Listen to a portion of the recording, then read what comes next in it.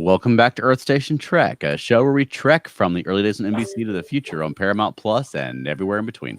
I'm Charles Kelso, and it's my privilege to introduce the Earth Station Trek crew, Keith Johnson. I'd like to croon a song, but I'll just say, hey, Pally. Alan Seiler. It's only a paper moon. There you go. That's a good one. And Veronica Dashel. Hi. Hey. And before we get into it this week, do we have any This Week in Trek this week, Keith?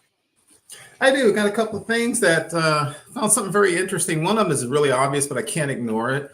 On the 1st of September, 1966, a story outline was submitted to the team.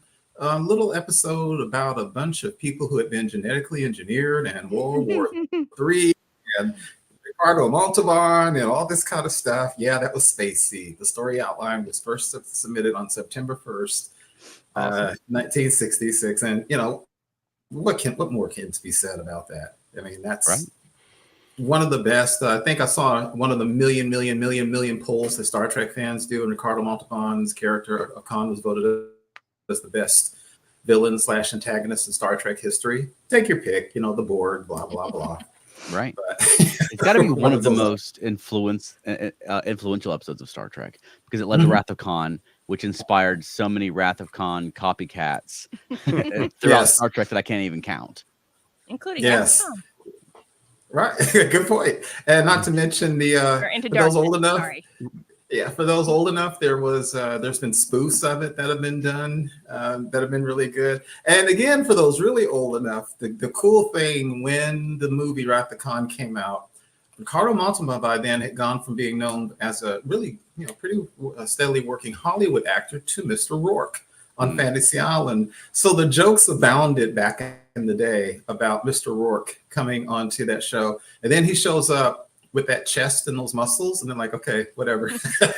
This guy is good. Yeah. Good one.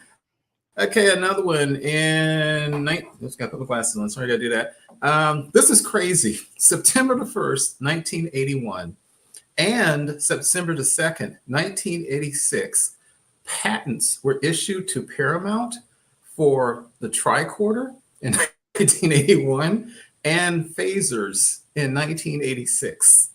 Wow. Yeah. It took that long. Yeah. Now, obviously, these aren't anything approaching working models. These were actually patents for the designs from the shows. And I guess that never really had crossed my mind. And Alan, you make a good point. It took that long. The tricorder was from the movie Star Trek The Motion Picture. The phasers they patented, one of them was a Federation Type 2 phaser. One of them was a Klingon phaser. And I guess they hadn't thought about it for so long that those would become iconic things that they should have patented. Mm-hmm. Yeah, especially once they got into the era of selling toys that actually look like the things from the like they had Star Trek little toy guns and things, the Remco stuff back to the 60s. Yeah. But it was just other gun toys that they would slap Star Trek name on to sell.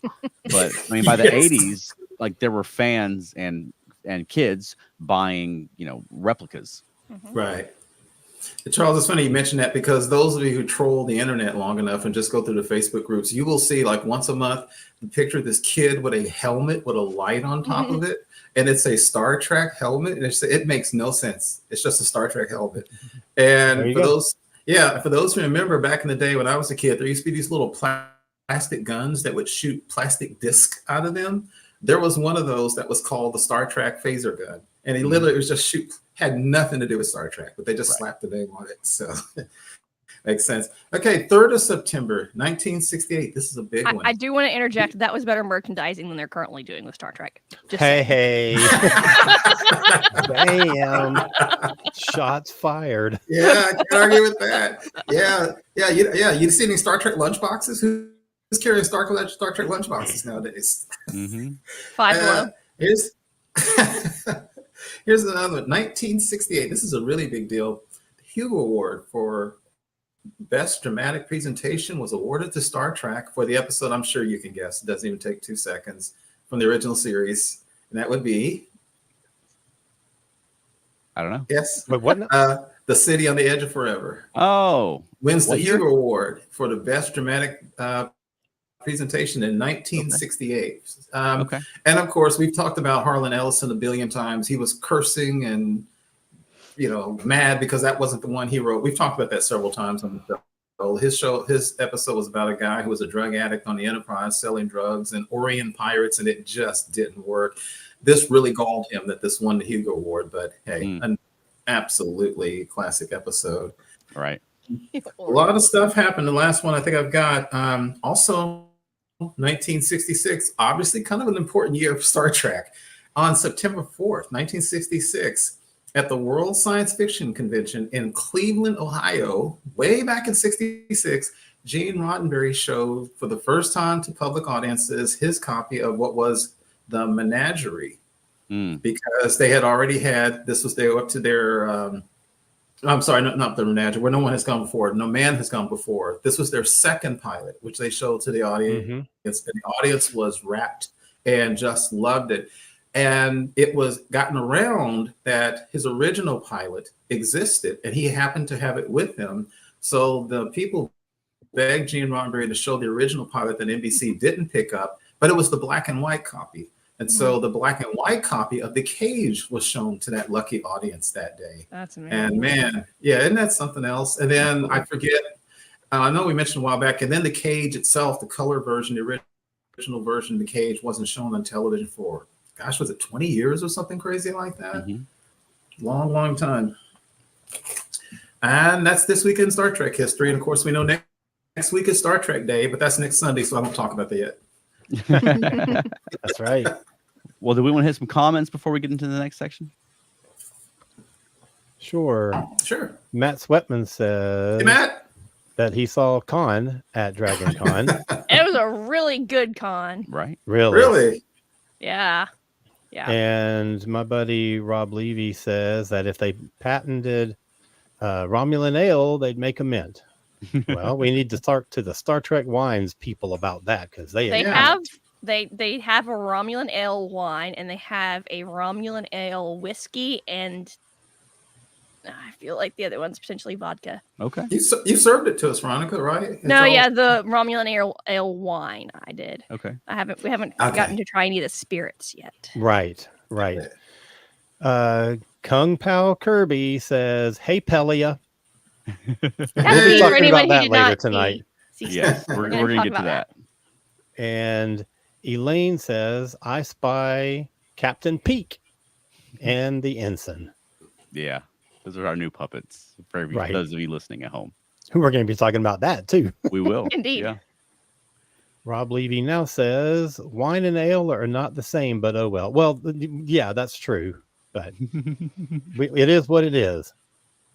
And Kung Pao Kirby Sarah. says it's Sarah Rose. Hi, Sarah Rose. Hi, Sarah. Boy, you had a big success over Dragon Con weekend. People were talking about that all the rest of the weekend and online. Yeah. And we're going to get to our Dragon Con recap in just a little bit. But first, Alan, there's a big news item that we wanted to talk about first. Yeah, on September 2nd. So that is just 3 days ago. We very sadly got the news that James William Ercolani, otherwise known as James Darren, passed away.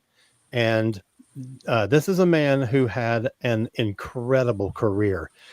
His movie credits include Gidget and all the Gidget sequels, All the Young Men, Guns of the Navarone, Diamond Head. He was a teen pop star and had hits with songs like Goodbye Cruel World. And then he moved into a television career.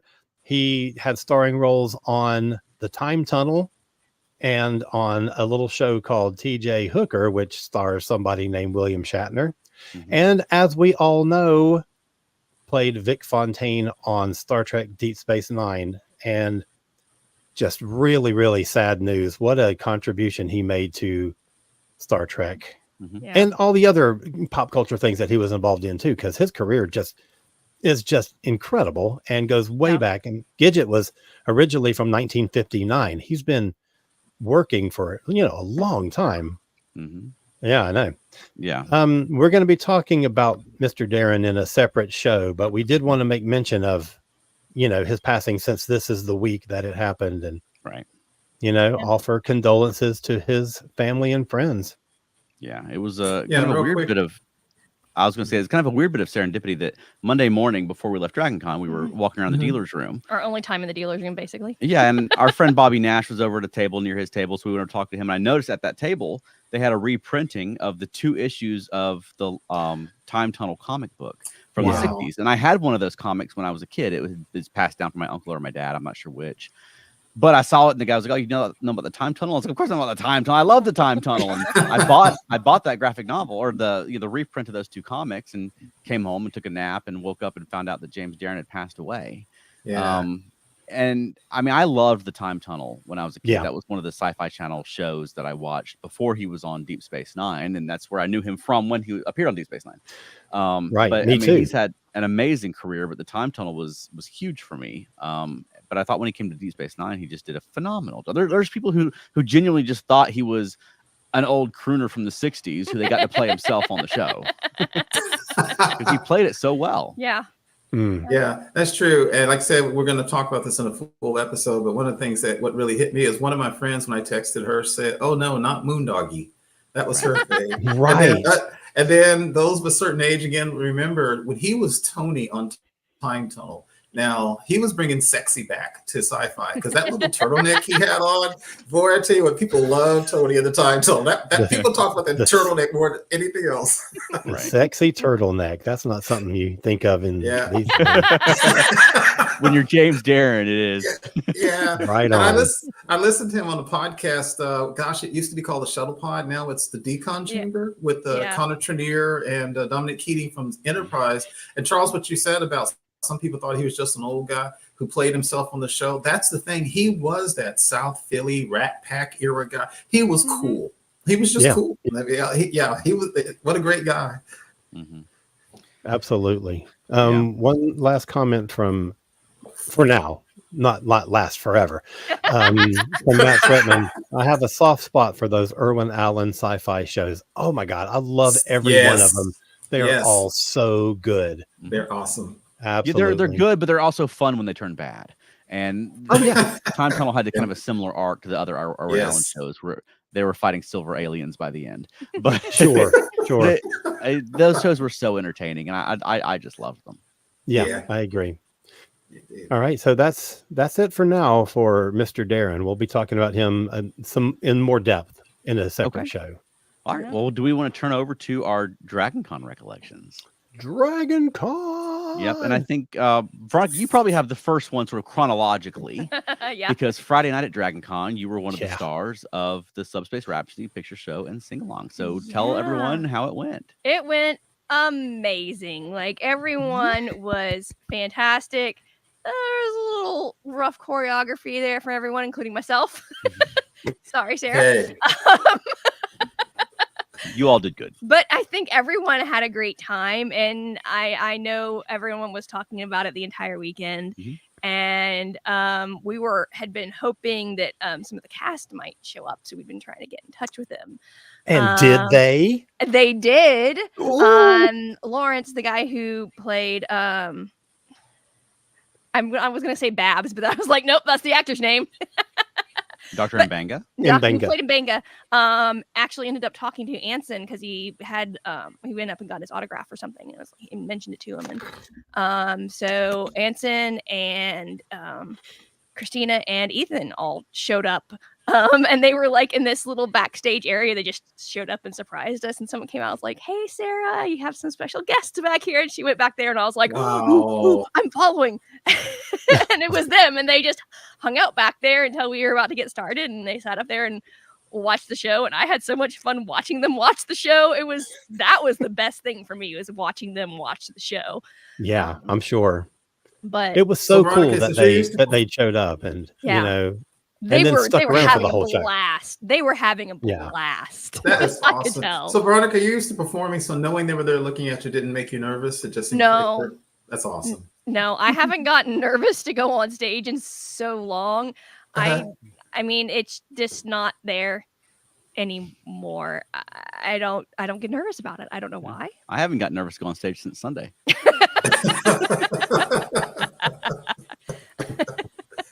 Well, the picture Charles posted was so cool because it shows Veronica with her hands raised, looks like in triumph. and with the wig on, and it was just great. And I Yeah. sent it to a friend of ours she's also a long-time Star Trek fan, and I sent the picture to her. I said, hey, look what happened. I wasn't there because I wasn't feeling well, and she goes, oh no, I love sing-alongs. I love that episode. I hate I missed it. And then I joked with her. I said, don't encourage it. We don't need any more. That one was enough. She goes, I love it. So I think that's the thing with musical episodes, though. It's a one-time thing. I don't think, unless that's like your show, I don't think that's something that you need to do again. As awesome as it was, I don't think Star Trek needs to do again. No. I would love to have a Star Trek musical like type thing where that was the show, but not another just like episode. If there's a Star Trek musical, they it will. was like full time. Way too popular. They get asked that question at every interview and every panel. yes, They will do it again at some point. they will. Well, They it will. better not get greenlit before Star Trek Legacy does. That's all I got to say about that. So here's some Star Trek comments. Legacy could be the musical. Okay. No. Elaine says, we love the show, and getting to sit on the same row as Anson, Ethan, and Christina was a treat too.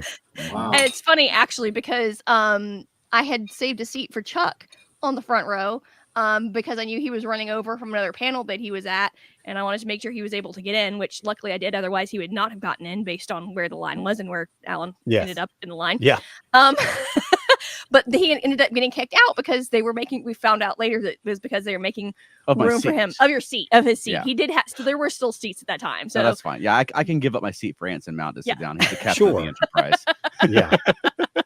But no, I ended up, luckily you got me in. I ended up sitting by our friend Betty Beth Flynn, and we watched the show together. Yeah. And it was a great time.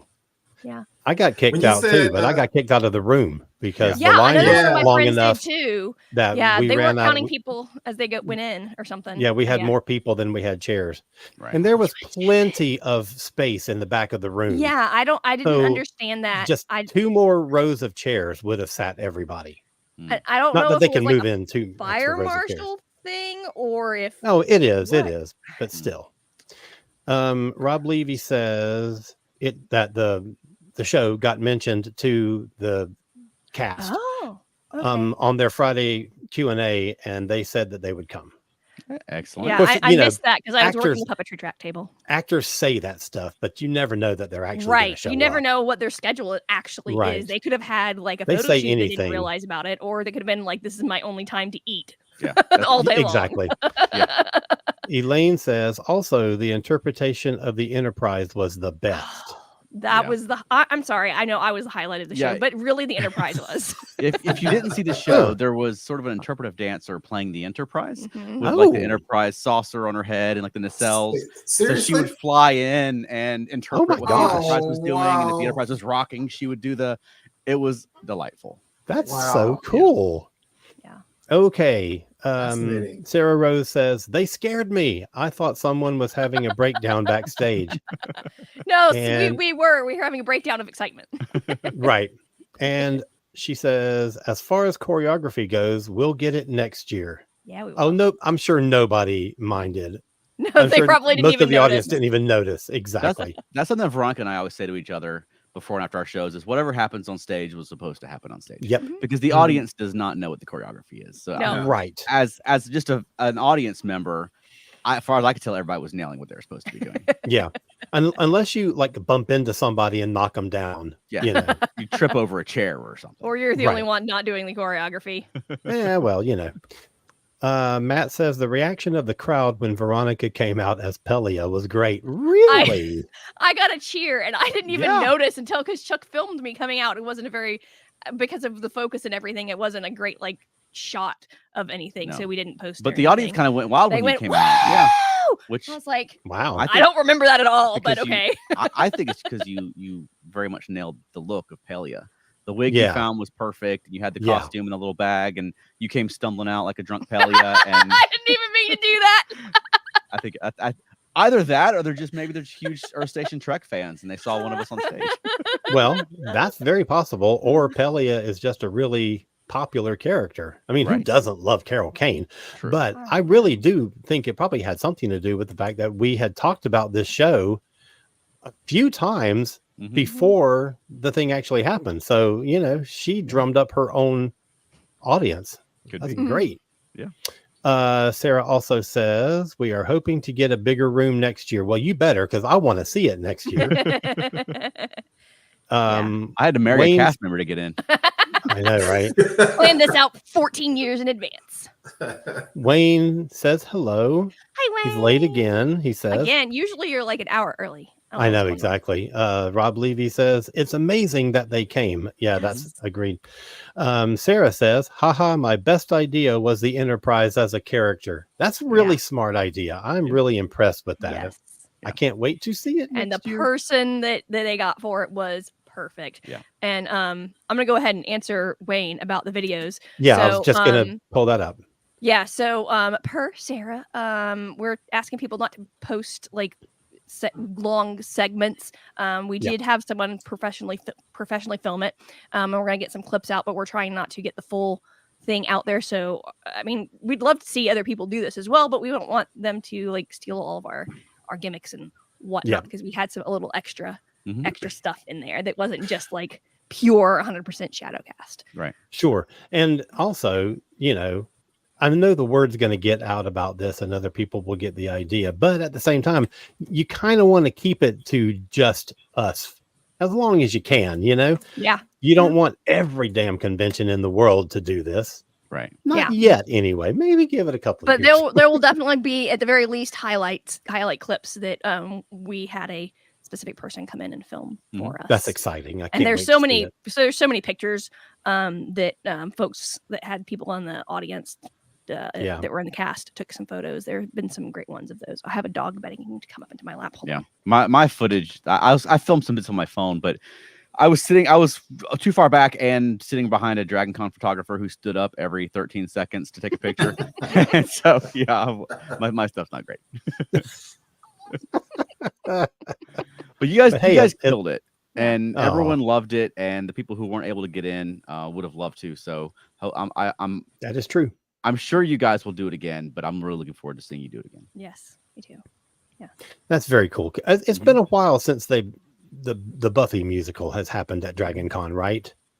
So I believe they've been doing it every year. From my understanding, they have 2 shows because it's so popular. Like it's still going on. It's still going on. I haven't heard about it in like I swear to God, a decade. It's like quite as like out there as it used to be. But they still do Dr. Horrible. I know they do at least one Shadowcast of Buffy, and I feel like at some point this weekend, one of the other cast members was in the Buffy Horror Picture Show, and I think she said that they do 2 or used to do 2. Okay. But yeah, still a thing. Still very popular. Steve Fowler says, hate that I didn't get to see any of you on Saturday when I was there. It was my first year, so I was kind of lost. That is understandable. Yes. It was a good time still, although the lines were a bit of a shock. Yeah. So tip on the lines for the big panels, like the famous people panels. They tend to get in rooms that they're not going to hit capacity. It's these smaller ones where it's a fairly popular thing that will fill up and will pack out the room, that are harder, that you have to get there earlier to do, like with the Subspace Rhapsody and with a lot of several of our puppet shows, we hit capacity. Yeah. And I mean, we're in track rooms, but and so there's not it's not hard to hit capacity, but at the same time, not easy either. It's not easy either. But they tend to have them in giant ballrooms. So if you walk up right before they're about to start, you can basically walk straight in. And honestly, if you're not sitting in the front 2 rows or on an aisle in the first 5 rows, you can't see any better than if you sat in the back looking up at the screen. You're going to look at the screen anyway because you can't see them because they're too far away. So that's my opinion on the famous people panels. Yeah. I tried the trick of waiting until the line goes in. So, you just walk in and fill it. And then that failed. That failed this time. They got kicked out. So that's the risk you run. So we got a comment from an account on YouTube called Save Lockwood and Company. And this person says, hi, I just found your channel because of Dragon Con. And then asks, how do you all feel about Deep Space Nine? Well, it's okay. Are you trolling? You come to the right place. Yeah. Deep Space Nine, I think pretty unanimously is as a show, our favorite Star Trek show. Yeah. Yeah. We Lower Decks is right there with Yeah. Deep Space Nine, but Deep Space Yeah. Nine has more history and Yeah. Well, we have over 180 episodes, and many of those are just us gushing about Deep Space Nine. And if it's not, we just still find a way to mention it. We get it in there. Yep. And as a matter of Exactly. fact, you just asked the question, and welcome. Just last week was aired because we recorded a show about these Deep Space Nine Bell episode. Please help me with the name. Past About the Bell Past Rise, tense. Past Tense, Mhm. which takes place in the past and deals with homelessness and so forth. So that's a It good takes place episode. in the So- past for the first time. I know, right? Isn't that Exactly. wild? Yeah, that's so wild. So That's take a right. look at that. So yeah, you came to the right place for Star Trek Deep Space Nine love. No doubt about it. There was One thing even I wa- some people dressed up in past tense characters. Oh yeah. This Really? year. I hadn't seen them that before. I think Lawrence, That's kinda who was cool. our Mbenga, was actually one of them from the Mhm. pictures that I saw. But yeah, it was awesome. That's pretty cool. Cool. One thing I want to say real quick to Steve Fowler, who said that was his first Dragon Con. My first Dragon Con was in 2012. And I know what you're saying about being overloaded, especially if you went there on Saturday, because there's everything. Yeah. Like, where do you go? There's little things like, now I'm hungry. What do I do? Like, I always take food when I go to Dragon Con now. All the little things like a battery pack for your phone and all that kind of stuff. So and then I used to have a buddy system. A couple times I had a buddy go with me, and sometimes they wouldn't get too uptight about one of us standing in line and the other one would go somewhere else and then come back and jump. But some places don't like that. But we used to do that because a few years ago, when we saw the Deep Space Nine cast, speaking of Deep Space Nine, I got there an hour and a half before because Cisco himself Yep. was going to be there. And my Remember that friend one. went off to the BioWare, the Halo, and all that kind of stuff. And he came back, and we just enjoyed it. So that's kind of cool, Steve. That's your first one. Mhm. And I guess in line with the DS9 question, Steve now asks, Enterprise is Charles's favorite, right? Can we block people from this thing? Oh, Well, you just did a podcast about it too. So. The answer is no. And for a long time during the weekend, because they give out, for those who don't know, they give out ribbons at the conventions. Mhm. And for a good chunk of the time, the only ribbons that Chuck had were from Deep Space Nine. No, they Or were not from Deep Space Nine, Enterprise. That's what I Yeah. meant. yes. Awesome. The host of the Enterprise Planning podcast recently had me on. So I guess so. They would seem more positive about Enterprise compared to me. But one of them was at Dragon Con, and she was kind enough to gift me some Enterprise themed ribbons for my badge. So, but let's move on to Saturday. Yeah. Alan, did you Okay. have any Star Trek stuff on Saturday? Friday. I don't remember which days are which now. Okay. Saturday was the day that I was terribly ill. Oh no. So I was in bed pretty much Mm. the whole day. So no. That's sad. Okay. And I'm glad you actually started feeling Saturday better. I had nothing scheduled on Saturday anyway. Yeah. So I didn't miss anything really except running around with people. Yeah. Well, Saturday we had our big adult-oriented Star Trek show, Mhm. which is the second year we've done it. The last year was kind of an experiment because they've never had counter programming to their big Star Trek party on Saturday night, which is like it's in a big ballroom and it's 10 to 12 and they pack the place out, but the track room usually is empty during that time. So last year they decided to try having some counter programming for people who just don't like parties. And so they had us come and do our adult oriented Star Trek show. And it was a hit. We had a packed crowd. They were delighted. They invited us back on the spot. So we came back this year and to do it again, this time a little more polished than last year. Because we're doing a show similar to the stuff that we do at burlesque shows and in our own shows at the Red Light, but it's not a theater, right? It's kind of an improvised space because it's a conference room in a hotel. So last year we ran into a few microphone and wardrobe issues, and we had fewer of those this year because we had kind of streamlined the show. We'd done it before, but again, it was a capacity show. They Turn people away. they were having to tell people at the door, if someone gets up, you can come in. Which is great. It's very kind of everybody to support us like that. And they were delighted again that, for the track, it's a big deal, I think, because they have their big Star Trek party and everyone goes to that, but to also be able to fill their track room at the same time, I think it works out for everybody. And so we were delighted to see everyone. We had a good time doing some dirty Star Trek puppet routines and so forth. Veronica did 2 fan dances, one set to the original series theme with lyrics sung by Bonnie Gordon, and the second the opening thing of Enterprise closed our show. It's been a long road, and so she did a dance to that as well, and killed it. We had a great time. Yeah, that's awesome. Fan dance is a very loose term. Fans, you were dancing. I wiggled around and I had fans, and were they facing the right way? I don't know. They were open and I was wiggling, and they were kind of doing the fan dancey type thing. Well, fan dances have a long history with Star Trek. That's standard Starfleet protocol to distract your adversaries. They teach it at the academy. That's right. Uhura's done it. I need to take that course. Rutherford's done it. Oh, that's right. That's right. Oh, I hope he comes back. Now I need to talk to him about fan dances. Yeah. Ask him about his fan dance. So that was our Saturday. It was really just getting our shows together and trying not to die in the heat. Yeah, it was hot. But we had a great time Saturday. And then Sunday, we started off. You guys started Sunday before we did, Alan. Oh, my Sunday was packed. Yeah. Holy moly. Tell us about your Sunday, Alan. Okay, well, Sunday I had, I don't know, like 55 panels, I think. And most of them were in the Star Trek room. I did have a Beatles panel in the Brit Trek room, which went really well, and I had a great time with that. But the first 2 panels of the Star Trek room on Sunday was a Star Trek Prodigy fan panel and a Lower Decks fan panel. And one of those I shared with Chuck and Veronica. That's right. And so Eternal Zan. We should give a shout out to Eternal Zan, who was the 4th member of that panel, who we hadn't met before, but I thought she was great. We got along famously with, I thought. Yeah.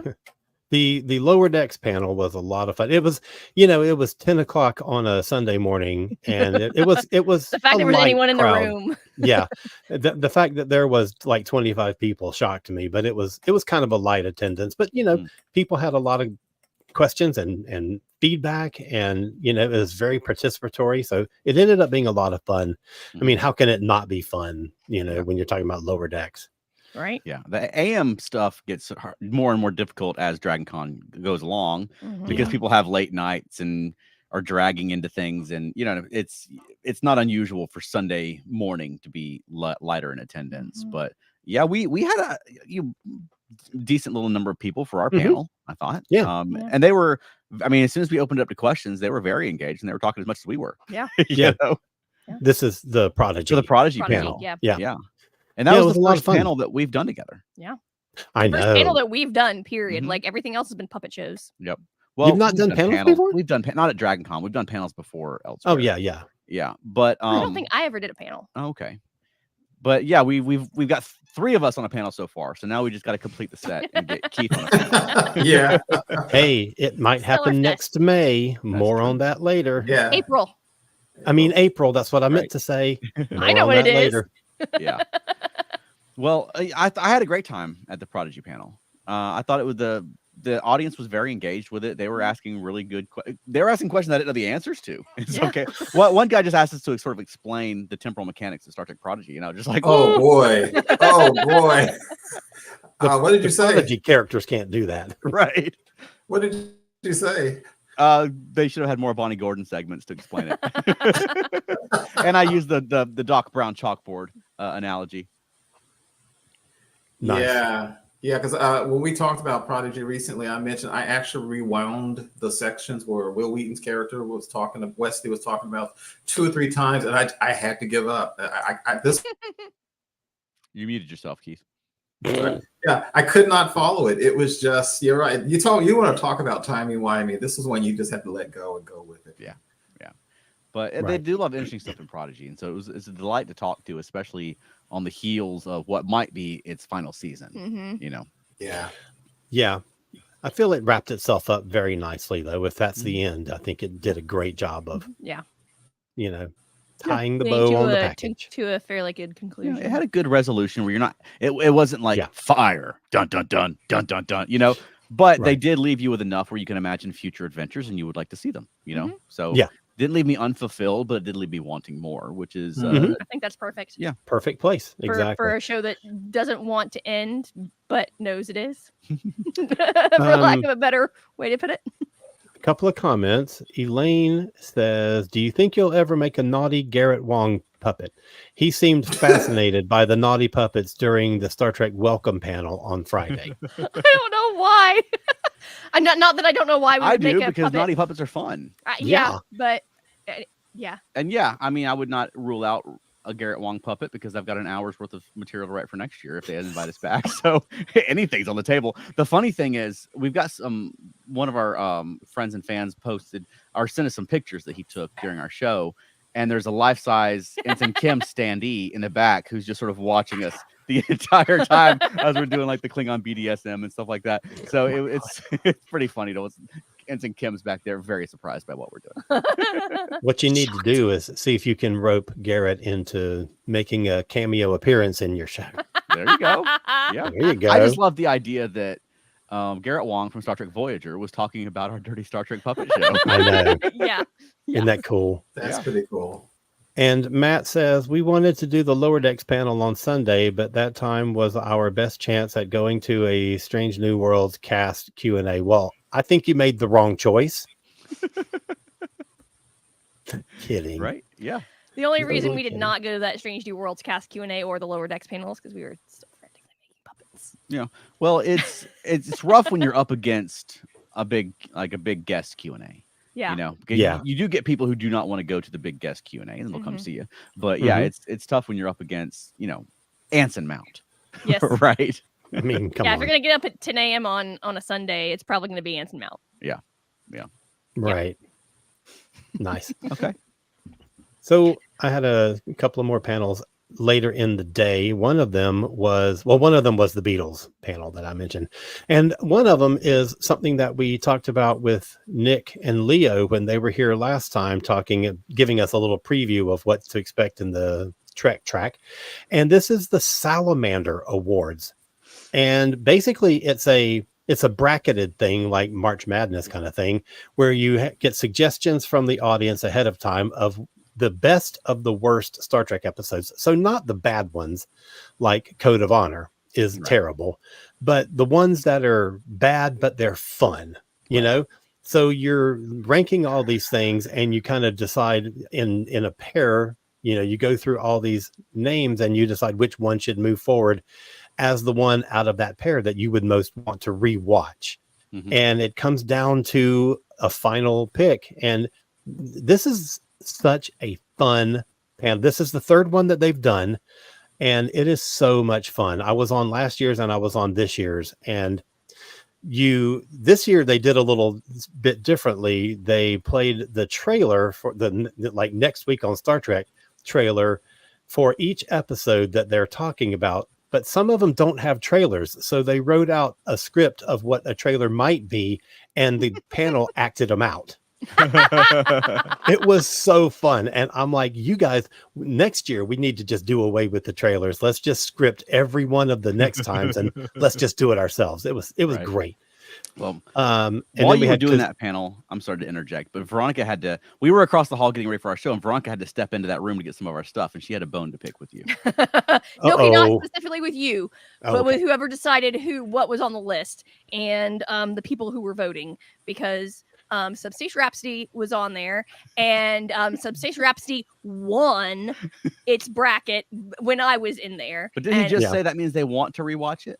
Right. It's the best of the worst, and well, no, and for me. That was all the suggestions came from like fan suggestions ahead of time. It was all done on social media. Yes, so it wasn't a bone to pick with you. It was just like no. I know. And that was the discussion: is that how could this be on a best of the worst list? Because it's, even if you don't like musicals, even if you didn't care for it, it's still a good episode. So it shouldn't have been included at all. And there was at least one other one that I felt the same way about, like Conspiracy. season 1 of Next Gen. I know exactly. I think some people misunderstood the assignment. I think so too. I think so too. Yeah. That's So, like putting yes. Trouble with Tribbles on it. Like, what are you talking about? It's one of the best ones. Yeah, Right. Conspiracy is objectively good, I would say. I mean, if they had Cat's Paw on there, I could understand that, even though I really enjoy that episode. Mhm. But I could understand that. Yeah, and you're right, because I like Cat's Paw, but you're right. Hey, do we need to take a break by any chance? Oh, well, we probably should. But before we do that, Matt Sweatman says, I love the Salamander Awards bracket. If Conspiracy is among the bad episodes, what hope does Star Trek Next Generation Season 1 have if it's the best and still bad? And look who's joined the show, Nick Wright says, Hey, hey Nick. guys, What's up, yes, Nick? blame the fans. I always do. So Nick is one of the guys who works on the Trek track. Yep. I almost said Brit track because that's such a habit to do. But Trek track at DragonCon, and is one of the organizers of the Salamander Awards. And we were just talking, Nick, about how much fun that panel is, and everybody should go to it next year. It had a good crowd, but there were still a few empty seats. We should get more people next year. Absolutely. Yeah. And Alan, as you mentioned the Beatles panel earlier, a couple of my friends went to that, and I saw some pictures of the people dressed up that went to that panel, and it was hilarious. There were blue meanies there and everything. It was amazing. Yeah, I wish I could see that. It was a lot of fun. It was such a great panel. Those blue meanies, Veronica, creeped me out when I was a kid when I saw that on television. They actually creeped me out. And they probably would still creep me out nowadays.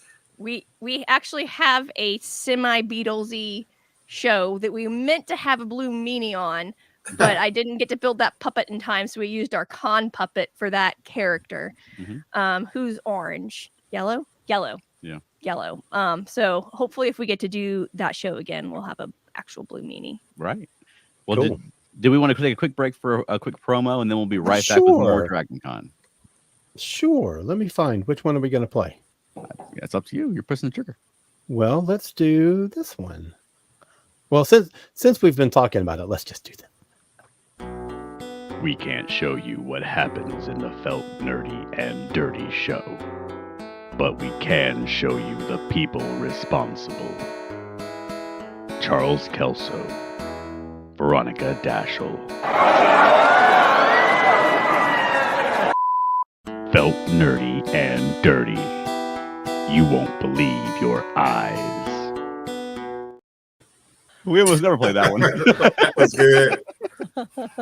That was one of our first puppet slams at the DragonCon. At DragonCon, wasn't it? Yeah, that was the first DragonCon puppet. That was our first DragonCon puppet slam. That was Yeah, in that little clip. scr- So, and the if you little didn't see it, watch it. Go if you're listening. Go watch it on YouTube because it's hilarious. Yeah. The screams were funny there. Those were legit. I didn't add those. Oh, that's awesome. People were horrified. But yeah, we also did a family-friendly show, an all-ages show for the Trek Track again this year, and it was a new one. We debuted our new Star Trek show with Captain Peak and the Ensign, and we were getting to the point last year where we've had our Star Trek puppets as of this year for 10 years, and some of the jokes for that long. So last year, as we were doing jokes about like the J.J. Abrams 2009 reboot, we thought we need to do Star Trek show. So we've begun the process of updating our Star Trek show. And Captain Peak is the result. So he's sort of the new headliner of our Star Trek show. Yes. And I've always been meaning to ask, who makes the puppets? Both of you actually make them? yeah, in this case, it was Veronica did a lot of the building. I do a lot of the building now Mhm. because Chuck does so much script writing and Yeah. he does all the audio cues and all the sound, everything, and Mm. all that stuff. So I end up doing the building because I can't write scripts. Well, and it really depends on the puppet. But in these cases, Veronica did most of the physical building. I sort of came up with the ideas for them and the patterns and stuff. But yeah, I thought it came out great. I was so pleased with him. She did a great job with his hair. Yeah, he looks totally convincing. I thought that was Anson Mount.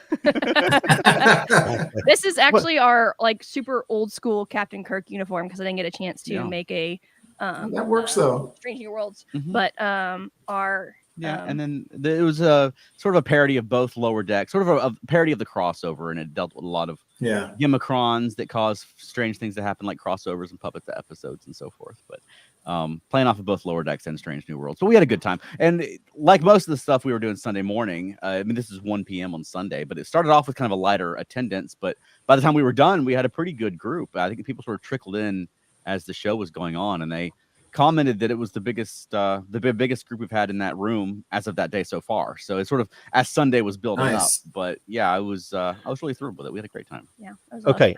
A couple more comments. Oh, sorry. Go ahead. Well, I was going to say afterwards, I was over there like selling Star Trek puppets, which I ended up not selling any, or finger puppets. And someone came over and was like, are you guys local? Have you done any other conventions? Because we have this convention coming up called Stellar Fest. And I'm like, who said that? Who said that? I don't remember who it was. It was a lady, and she came up and was like, yeah, actually, my husband's the Star Trek director, and our that hasn't buddy... been announced yet. I don't think we're allowed to say that.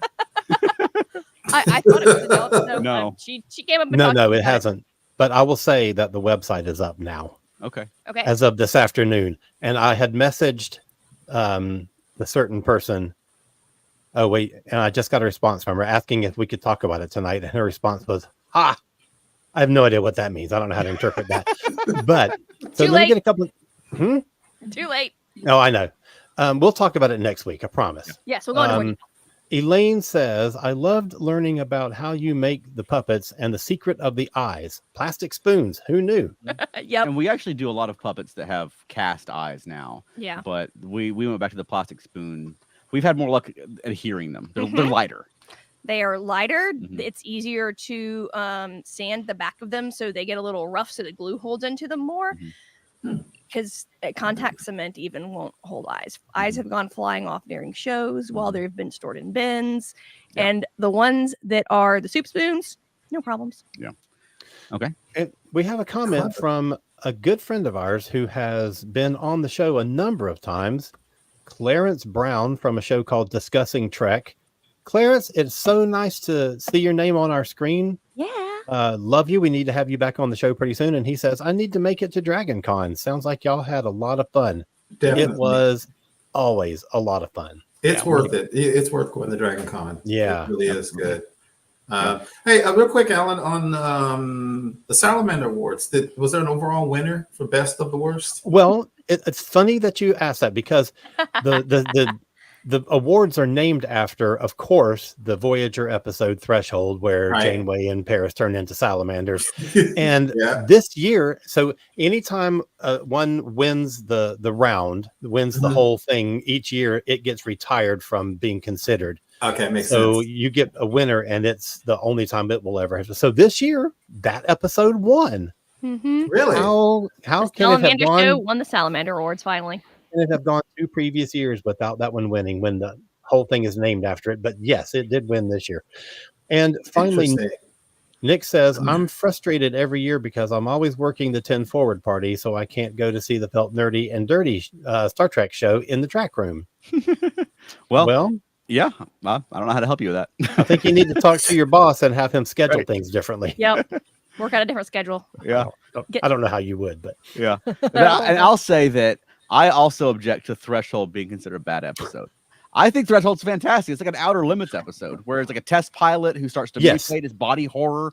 Yes. People just focused on the salamander bit at the end, but that's like the twist ending at the end almost. It's very much a Star Trek version of an Outer Limits episode. Yes, and that was exactly the discussion that we had in the room about that episode, is that it's really good up until the last 5 minutes, and all the focus gets put on the last 5 minutes because salamanders are stupid.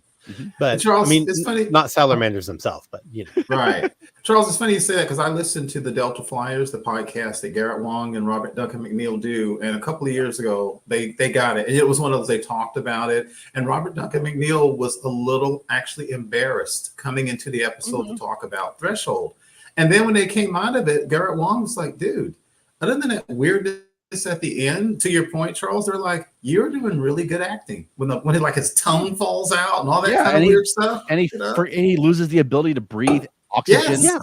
Yeah. It's a fantastic episode. Yeah, it really is. Yeah. It's a shame about the salamanders at the end. I even think that's kind of a cool thing, but that's why I don't go to Salamander Awards. I would object like it was a wedding in a movie. This whole court is out of order. That's great. Oh boy. But we also I really want to see the Salamander Awards. Huh? What? Yeah, you should. It's so much fun. Yeah, because what I really find fascinating is what you guys keep saying is what one person says bad, Another person says is good but bad, and that's got to be a very interesting conversation. Yeah. Yeah. Well, we also worked some Star Trek into our Doctor Who show at the beginning because, like you guys recall, there was the Intergalactic Friendship Day this year where Star Trek and Doctor Who came together for a little crossover, and we have an old routine. That we put together. I mean, that had to be 10 years ago. I guess it is. It's 2014, so it was literally a 10-year-old routine where it's Dr. McCoy and a Dalek, and there's a mistaken identity thing going on. And so we brought that back out of mothballs. In honor of Intergalactic Friendship Day, we put some Star Trek in our big Doctor Who show. Dr. McCoy and a Dalek? Yes. Really? Was he his acerbic, sarcastic self talking to a Dalek? Yes. Oh, yes. Interesting. It's a fun routine that we haven't done in quite a while. So I thought it was a good time to get that back out for Intergalactic Friendship Day. Nice. Yeah. What else did you have Star Trek related on Sunday, Alan? That's it. That's it. Okay. Did you? I had another one in the afternoon, but I was still not feeling well, and I had to take a little time off to take a nap and get lunch. Okay. So I missed one panel. Yeah. Well, we were sorry not to have you there, Keith. Yeah. Yeah. I hated not being there. I was telling Charles, I actually texted Charles, I got up Sunday morning very early at like 6:30 in the morning, got dressed, got my stuff, got my food, got my bag, and then I had a vertigo attack. And I just couldn't do it. No. I had to lie back down. So I lay down till like 1 o'clock. One thing and I really hated that because as you said, we haven't all been on a panel together, but we got one coming up. So I'll do everything I can to be there. One thing you guys said I thought was very interesting when you mentioned how you got it was Sunday and you still got good turnout. I remember in 2016, the year before Richard Hatch died, I think that was the year, he was at a panel for Battlestar Galactica. And I think if anybody who knows the story knows that Richard Hatch was famously opposed to the Battlestar Galactica remake. And then and then they hired him. Yes. And he was great. I thought it was a great idea. It was a great idea. And he actually was a great character. But that Sunday morning, early Sunday morning, I saw him in the panel. It was funny because see what you were saying, it was a relatively small room and there wasn't as many people, I bet, as if that had been on a Saturday because he was really popular then. And I also saw on a Sunday, is it Gigi Edgley? How you pronounce her name? Yeah. Farscape. Yep. And I forget the actor's name, but the guy who played the main bad guy in the Farscape, the one that was always chasing them. Yeah. Same thing on a Sunday morning, and it was a smaller crowd than you would expect, but the same thing. People started drifting in, and I actually talked to some people, and they're like, "Wow, they shouldn't have put this on a Sunday morning because I'm drunk, I'm hungover and stuff like that." But so it's great that you actually got good participation on Sundays like that. Yeah. And I mean, DragonCon is such a fun time. We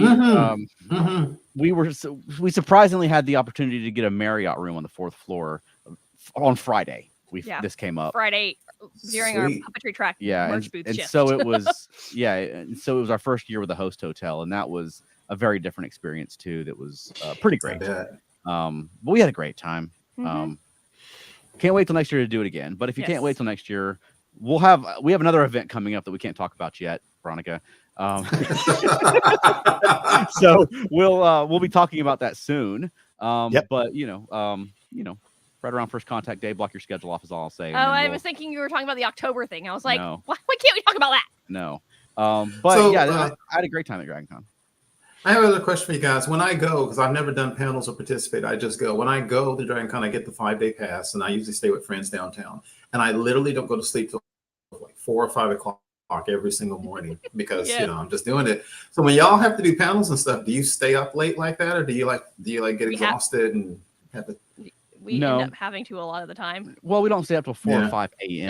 No. It's more like 2. The only day we stay up that late is Sunday because we're in the DragonCon Late Night Puppet Slam, which doesn't start until midnight, and then it goes till 2 or 3 in the morning, and then there's always a puppetry track after party, so that we go to that too. So, but we have learned from the past. We booked a show one time at DragonCon at like 10:30 on Monday before, and learned that was a bad choice. So we don't do that. Bad.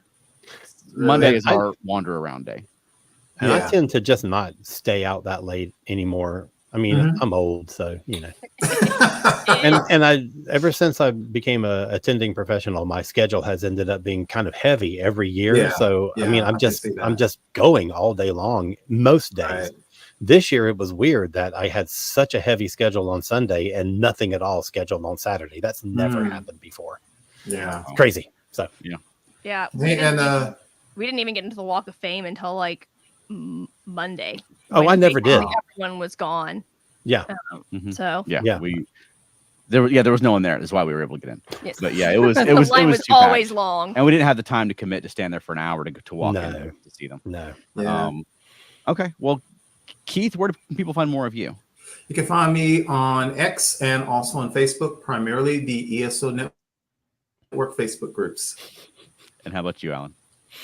Head on over to cosmiccreative.com, KOZMIC creative.com, and you can get links to the books that I've written and published by other authors, other podcasts that I do, like Modern Musicology, which is a great little show, and Doctor Who A to Z, plus some big announcements coming soon. Awesome. And how about us, Veronica? Feltnerdy.com. Yeah, and if you missed our Star Trek the Felt Nerdy and Dirty Star Trek show at DragonCon, we have another adult puppet show coming up in October, on October the 13th, where we're teaming up with a friend of ours who goes by the name of Showtime Theater, and he's nuts. So it's going to be a great time. Yep. Yeah. I can't really describe what he does on the show, or There's Veronica will no get way. mad at me about not being able to tag it as a family friendly. But it's going to be a fun adult oriented show. We'll do what we do, and he'll do what he does. But it's going to be a lot of time. We've been enjoying doing these little double header shows with other artists that we're friends with.